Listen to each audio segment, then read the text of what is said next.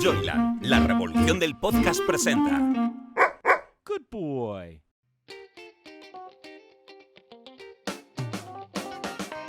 Después de trabajar muchos años en el mundo editorial, Carmen Fernández de Blas nos revela en su podcast ¿Quiero un libro tuyo? Anécdotas, secretos, historias curiosas o divertidas que se esconden tras la publicación de un libro. Pero, sobre todo, personas, seres humanos más que autores, que merece la pena conocer y que nos presenta en cada episodio. Hola, soy Carmen Fernández de Blas y esto es Quiero un libro tuyo. Hoy tenemos un Quiero un libro tuyo totalmente musical, así que les pido que pongan banda sonora a todo lo que hoy vamos a hablar porque tengo conmigo uno de los periodistas y escritores que más saben del mundo de la música. Muy buenos días, Javier Menéndez Flores, ¿cómo estás? Pues encantado de estar contigo, Carmen. Bueno, Javier Menéndez tiene en su haber una larga lista de títulos, bueno, no solo de entrevistas y de conocimiento musical, sino también de libros. Y además es una historia a la que nos une que a mí me encanta contar, siempre la cuento y cómo no la voy a contar en este podcast. Javier Menéndez y yo nos conocemos hace, querido Javier, lo estuve mirando para hacer el podcast, 24 años. Si tenemos 25, ¿cómo nos vamos a conocer hace 24? Recién nacidos. Bueno, hace esa barbaridad de tiempo, yo publiqué que entonces en Plaza y Janés un libro sobre Joaquín Sabina, Perdonen la tristeza, de Javier Menéndez, que fue un auténtico bestseller. Fue un éxito, de estos éxitos que a una le gusta contar y presumir porque no era obvio. O sea, era un libro escrito por un periodista conocido en su mundillo, pero no famoso, que eres tú, con un autor, o sea, con un protagonista que es Joaquín Sabina, que ahora es un mito, pero entonces solo los que teníamos una cierta visión, y sobre todo tú, vimos la categoría del personaje y el calado del personaje. Por supuesto, un personaje que nos dejó tirados en la presentación, porque Joaquín Sabina es así, y de repente te dice hola y luego adiós, o sí pero no, o esas cosas. Y a pesar de todo eso, supiste transmitir toda esa fuerza que tiene Joaquín Sabina, no solo en sus textos y en sus canciones, sino también en su vida, que le ha convertido, yo creo, en personaje, y el libro vendió cientos de miles de ejemplares y, lo más importante, señoras y señores que nos escuchan, es que sigue vivo, porque después de haber estado una larga trayectoria en Plaza y Janés, hace unos años, ¿no? En el 2018. Hace unos 18, Cúpula te rescata el libro, lo relanza actualizado y sigue vendiendo. Bueno, tuve que escribir un tercio del libro, sí, claro, que fueron... habían pasado unos cuantos añitos. En torno a 200 y pico páginas, o sea que eso es un libro también, nuevo. Claro, es un libro nuevo, pero no deja de ser un poco la misma historia. Sí, a partir del mismo libro. El que edité contigo prácticamente se mantuvo igual, hice algunos cambios formales, claro. Pero luego es que ese libro moría cuando Sabina saca su gran disco, que 19 es 19 días y 500 noches, que me acuerdo perfectamente que estuvimos en las ventas. Así es. Cuando hizo esos conciertos, que fue, yo creo, lo que conectó a Sabina con un gran público que le mantiene, que tiene, por lo menos en España, fue esa época, o sea que acertamos de pleno y de ahí para arriba, sí. ¿No? Yo creo que fue una suma de circunstancias, sí, ¿no? Que el viento sopló a nuestro favor, ¿no? Sí. Tú tuviste una gran visión como editora, porque es verdad que ese libro yo creo que es la primera biografía de un músico o de un autor de canciones y cantante que un grupo editorial importante editaba. ¿Te acuerdas de aquella colección de los juglares, de Ediciones Júcar? Eran libros, que ya parecía como que tenían un valor menor, ¿no? Que era de serie B o de serie Z. Y sin embargo llega un sello como Plaza y Janés, un sello importante, y apuesta por ese libro. ¿Tú lo viste claro? Yo lo vi claro, a mí me encanta la música y además vi claro, yo tengo muy claro los personajes que llegan a la gente. Y entonces Joaquín Sabina y me parecía lo más, porque de hecho las letras de Joaquín siguen siendo himnos para mucha gente. Yo tengo una hija que se sabe todas las canciones de Sabina. Bueno, tengo dos y las dos, pero una es que era pesadísima, se sabía todo y dices, bueno, ya no es mi generación, es es que cala muy profundo. Joaquín tiene una pegada intergeneracional. En mucha gente muy joven y cada vez más joven, porque sus letras llegan mucho. Y en ese momento yo estaba convencida de que eso iba a pasar. Y de hecho lo defendí mucho, porque incluso hubo alguna persona dentro de la editorial que me decía, este libro no será un libro muy de Madrid y tal. Y dije, no, Sabina es un personaje universal. Bueno, la prueba la tenemos, el éxito que tiene también en América. Así o sea, es. que no es solamente que Sabina sea castizo, que a lo mejor, primero que es de Úbeda, pero bueno, él es muy de Madrid en ese sentido, pero creo que es universal. Y me encantó, y de hecho, luego sacamos en Plaza, en esa misma época, me acuerdo que sacamos a Alejandro Sanz y algún otro cantante que... Pero yo reconozco que la música me encanta y que creo que los cantantes son... líderes de opinión también, Así y es. ídolos para la gente. Y por eso me encanta que tú te hayas especializado en esos perfiles, porque fíjate, te diría que más que los actores, porque los actores representan un papel, pero los cantantes son ellos mismos los que se Así hacen es. su propia imagen. Y tú te has especializado, empezando por Sabina, que es empezar arriba, muy arriba, pero recuerdo que grandes éxitos tuyos han sido también Dani Martín, Así es. Extremodouro, que creo que también fue un libro... Pues mira, se ha reeditado con Libros Cúpula. También. Lo publicó Grijalbo, de Random House. Sí. Vio 5 ediciones en un formato grande, de tapa dura, de 30 euros. 5 ediciones, una barbaridad. Una barbaridad. Y ahora la reedición que hizo Cúpula el año pasado, bueno, a finales del anterior, lo mismo que el libro de Sabina, lo tuve que actualizar, escribí casi 200 páginas más y el otro día me anunció la editora que vamos a por la quinta. Qué bien. O sea que ha visto 5 ediciones en la edición primigenia y también en la reedición, con lo cual estoy muy satisfecho, ¿no? Hombre, claro, es para estar. Y hablamos de un grupo que se ha separado, pero que sigue vivo aunque no esté en activo, ¿no? Sí, porque son libros, o sea, grupos referencia. También yo recuerdo haberte publicado Lolita. Así es. Lolita, que es un personaje que nos fascina a los dos. Así es. Y que yo creo que fue un libro muy interesante de conocer, porque Lolita es mucho más que una cantante, es una saga, es una familia, fue un libro muy bonito.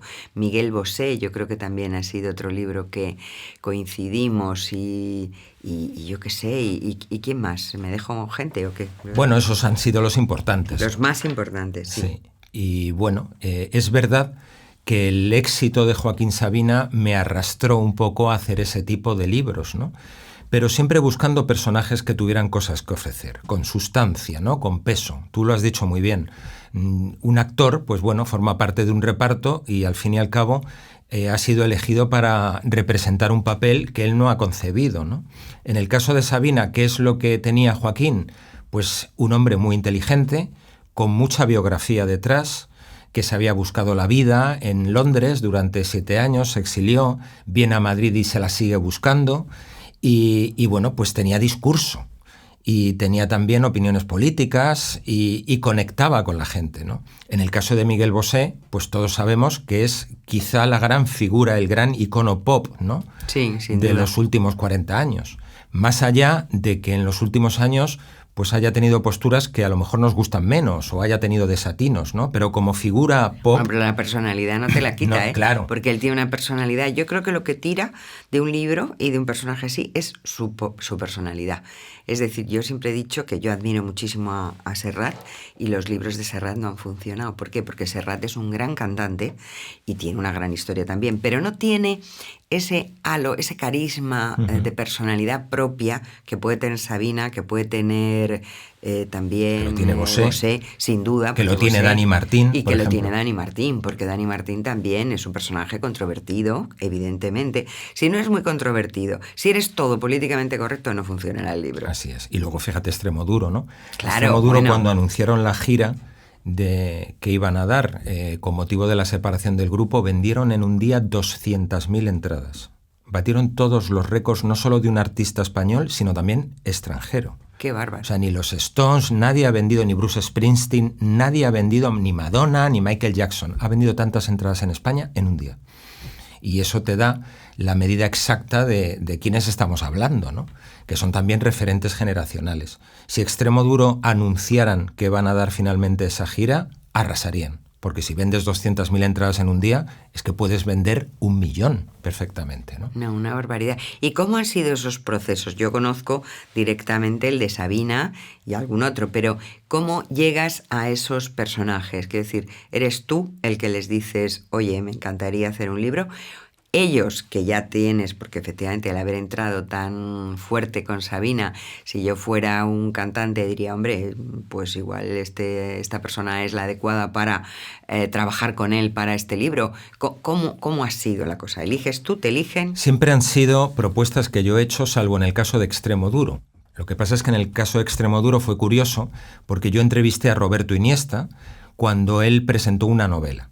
Entonces me la enviaron tal que hoy y al día siguiente yo ya me la había leído. Era una novela de 500 páginas y él no se lo creía. 500 páginas. Entonces le hice una entrevista que le gustó mucho y le llevé mi libro de conversaciones con Sabina. Sabina en carne viva, yo también sé jugarme la boca. Y bueno, pues al cabo del tiempo le propone Grijalbo hacer la biografía del grupo y le da un listado con nombres de periodistas de la cosa musical. Y yo no estaba en ese listado. Y dijo Roberto Iniesta, quiero que me la haga Javier Menéndez Flores. Y cuando a mí me llama la secretaria de Roberto, pues me da de Iniesta una gran alegría, pero tenía trampa la cosa, porque Robe me dijo, de todos modos, quiero que escribas algo y si lo que leo me gusta, pues entonces nos lanzamos a la piscina. Ah, o sea, que te puso deberes. Sí. Y bueno, pues a mí no se me ocurre otra cosa que analizar las letras de Robe y les envió 100 y pico páginas, que era la parte más difícil. Ellos estaban de gira por América, tardó 2 meses y pico en contestarme. Yo pensé, bueno, pues no le habrá gustado. Y me contestó al cabo de esos 2 meses y pico y me dijo que le había encantado y que tirábamos para adelante. Ese ha sido el único caso en el que es él el que me elige a mí. Bueno, te elige y te examina, ¿no? Así es. Qué bueno eso. Y en el resto, pues yo creo que ahí han intervenido varios actores. En mi primer libro de Sabina, que conocían todos los demás, tanto Bosé como Dani Martín o Lolita, y les gustó mucho. Y luego yo creo que hay algo que quizás sea mi simpatía personal. Bueno, pues el don de gentes que uno pueda tener de fábrica, ¿no? Que lleven el ADN y que de alguna manera pues me he ganado la confianza de esos personajes. Más allá de que siempre fui a las entrevistas que les hice con los deberes hechos. Es decir, si Sabina publicaba un disco o Miguel Bosé, pues yo iba, me sentaba frente a él y sabía quién era esa persona, lo que había hecho y todo lo que tenía detrás.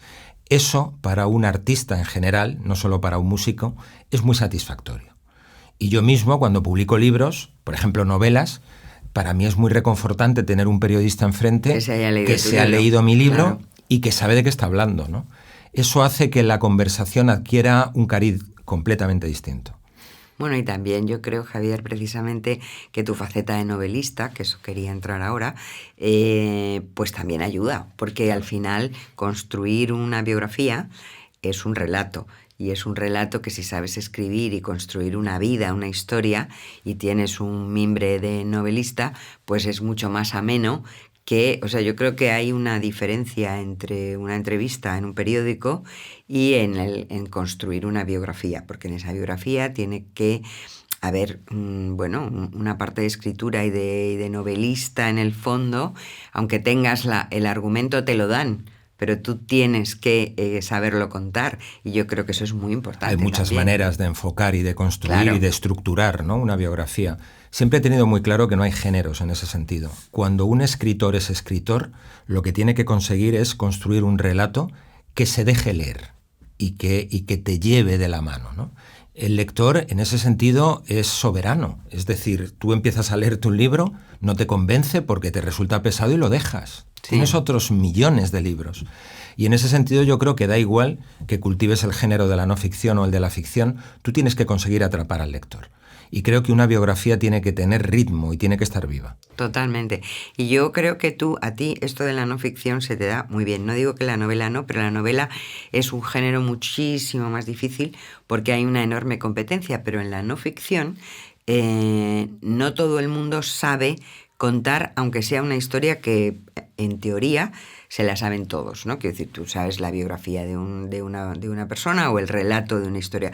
Me viene a la cabeza otro libro que a mí me pareció que lo bordasteis, que yo te publiqué con Melchor Miralles, que era El hombre que no fui, tiene que ver con el asesinato de los marqueses de Urquijo, que imagínate la cantidad de cosas que nos ha escrito y la cantidad de libros, y sin embargo vuestro libro era un libro diferente, era un libro con otra óptica, con otro enfoque, con mucha documentación, pero desde la técnica narrativa. Así es. Y yo creo que eso es algo que tú dominas y que es para mí tu fuerte en el mundo editorial, que es lo que yo más conozco, ¿no? Porque no es tan fácil de encontrar.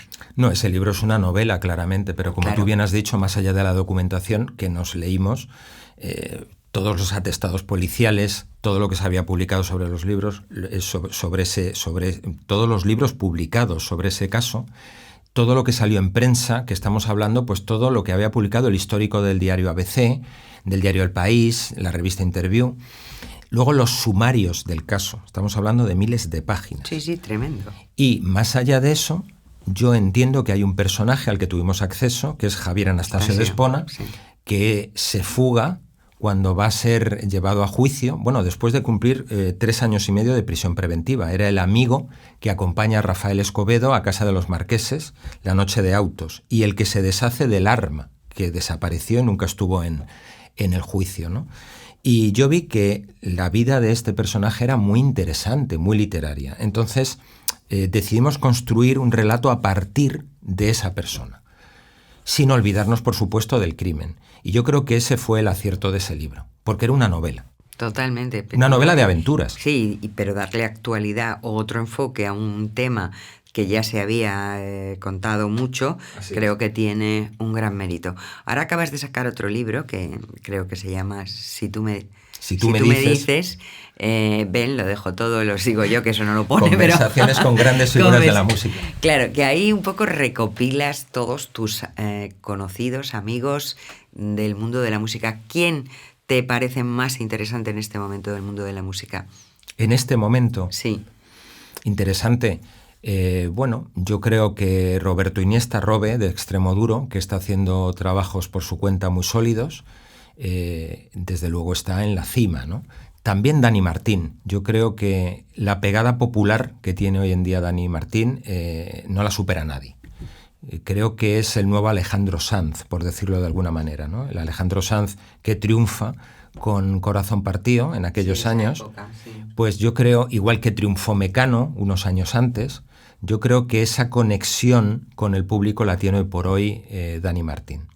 Y luego Sabina no hay que retirarle todavía. No, es que no se deja, ya claro. lo hace bien. Y luego Sabina, si vas a cualquier concierto de los que sigue dando, eso es una locura. Es decir, te llena el Wizzing 10 noches. Lo sé. Incluso mi hija, que se ha ido a vivir a Nueva York, fue a verlo a Nueva York y me dijo que flipó porque, estaba lleno y, no, hombre, te suena porque es un poco más raro, ¿no? En Nueva York triunfó a la bestia. Sí. Y toda la gente española, supongo, no española o latina, no sé quién fue, porque yo no estaba, pero increíble. Y aquí o te espabilas o no consigues entradas de esa Lo bueno vida. que tiene Joaquín es que tiene un cancionero que es inigualable, ¿no? Sí. Tiene a lo mejor 40 clásicos. Eso es una barbaridad. Y en América, tú lo has dicho antes, es un dios. Sí. En Argentina, yo he estado en Argentina con Joaquín, escribí además un reportaje para la revista Interview en su día y era como ver a los Beatles. Era una locura. No se podía ir con él por la calle. Y eso también le pasa en México, le pasa en muchos sitios. Y en Chile y en Perú. Es decir, que el fenómeno Sabina, que se puede hablar de un fenómeno, es prácticamente una cosa sociológica, ¿no? Allí en Argentina lo consideran uno más de casa, ¿no? Claro, y no ves relevo generacional, quiero decir, estamos hablando de gente que, aunque no tanto como Sabina, pero Dani Martín, pero ya tienen una edad.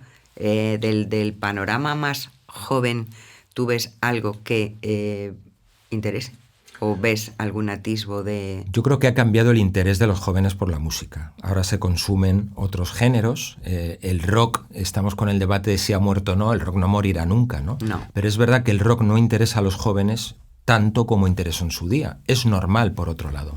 Hay una serie de de estilos que tienen que ver con lo latino, pues empezó el reggaetón a pegar muy fuerte, luego ha venido el rap, el trap, pues todo eso está ahora muy presente, muy vivo, y a los jóvenes les interesa mucho. Más allá de que a nosotros, los que ya tenemos una edad, nos interese más o menos eso, ¿no? Pero es incuestionable, eso no lo puedes contestar, ¿no? Si yo veo que eso tiene larga vida, pues no lo sé, no soy una pitonisa, ya veremos lo que las tendencias van imponiendo, ¿no? Pero yo creo que precisamente todos los músicos que recojo en ese libro último, que son 40, han impuesto su estilo, han impuesto su personalidad y han sobrevivido a las modas, que al final es de lo que se trata, ¿no? Porque las modas son pasajeras, pero cuando tú estás por encima de eso, da igual, siempre vas a ser consumido, ¿no? Una chupa de cuero está por encima de las modas, ¿no? Total. ¿Y cuál es el más joven de tu repaso musical de esos 40? De este libro, el más joven, pues déjame que piense. Está Lichis, que es un poco más joven que yo, más o menos de mi edad. No sé si es el más joven. Dani Martín, por supuesto, que Dani Martín ya es cuarentón. Cuarentón. Sí, pero joven, pero... es del 77, es joven, sí. Pero así jovencísimos en el libro no hay ninguno. No hay ninguno, porque es un repaso a 30 años de trayectoria periodística. Claro. Yo he recogido, en el caso de Sabina, por ejemplo, 8 entrevistas. Claro. He dejado de lado otras porque he seleccionado aquellas que yo entendía que seguían vigentes y que explicaban a los retratados. Al fin y al cabo, el periodismo es un género fugaz.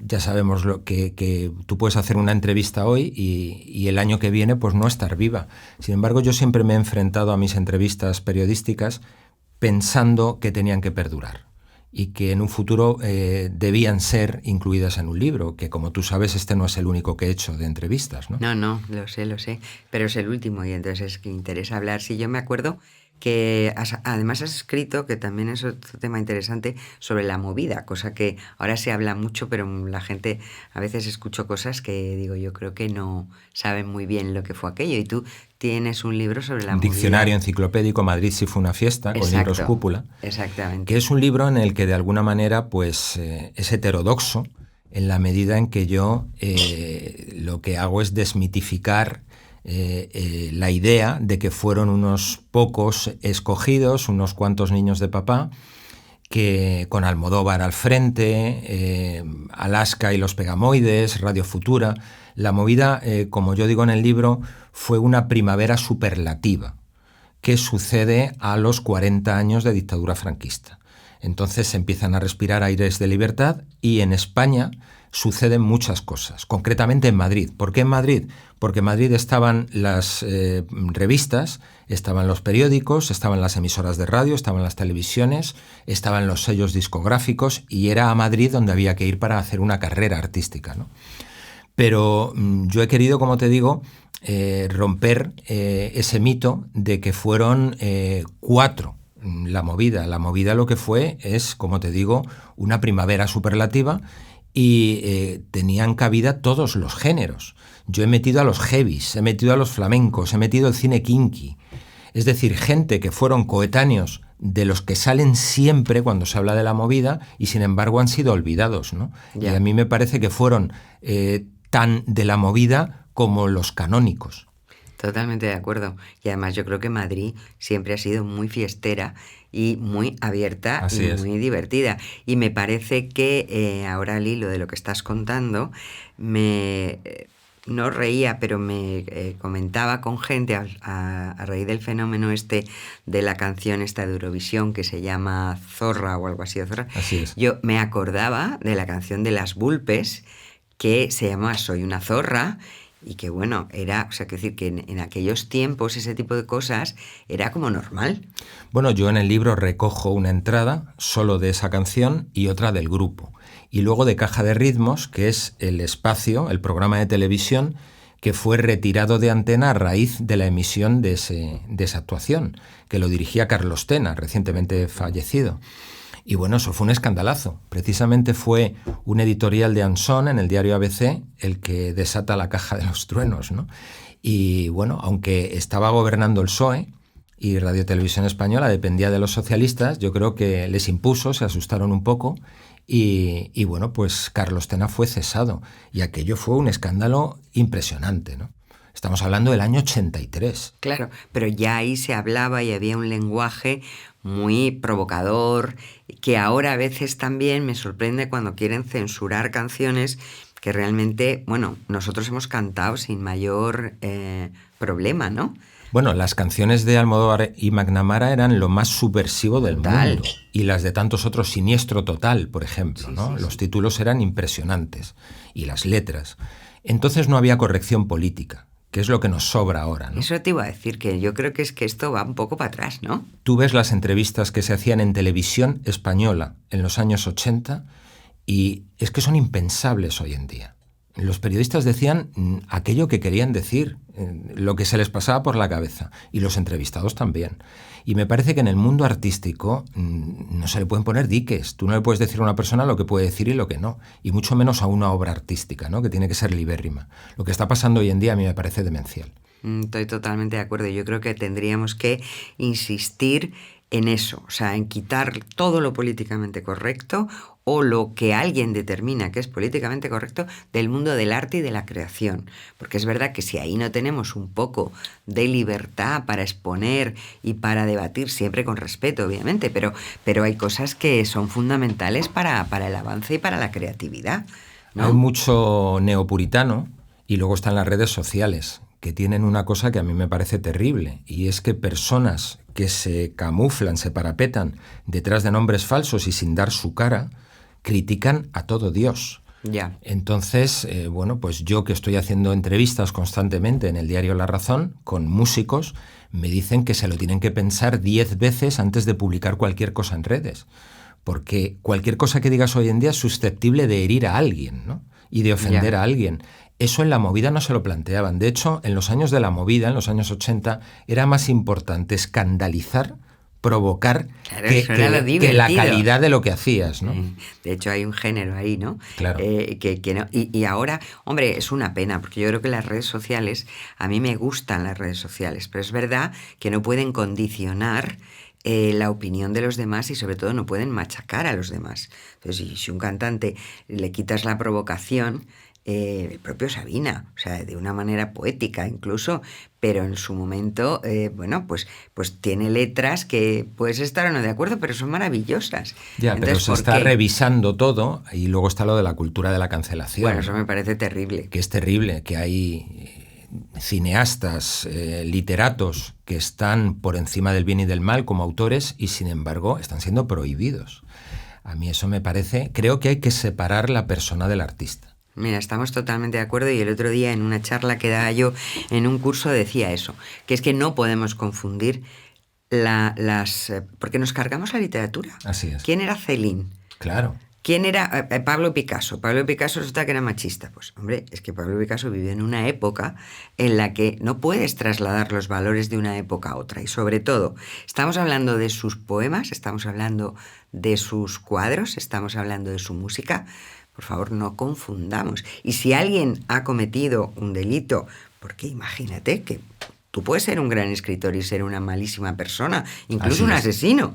Entonces, que te metan en la cárcel. Pero tu obra seguirá siendo maravillosa, aunque la persona que lo haya escrito sea una persona nada recomendable. Es que yo creo que ahí es donde hay que distinguir. No podemos confundir las cosas. Pero, por ejemplo, obras cumbres de la literatura como Lolita de Nabokov. Por ejemplo, Lolita. Bueno, pues resulta que es un pedófilo. Entonces ese libro ya está prohibido. Pero bueno, si es que es una cima, como te digo. No se puede escribir mejor y la historia es un historión. No, y sobre todo el ser humano. Otra cosa es si este señor, o sea, tendemos a confundir, veo yo, los hechos con la fantasía. Por supuesto. Entonces, ¿qué ocurre? Si tú relatas maravillosamente una pulsión humana, como puede ser, me da igual la que sea, eso es un arte.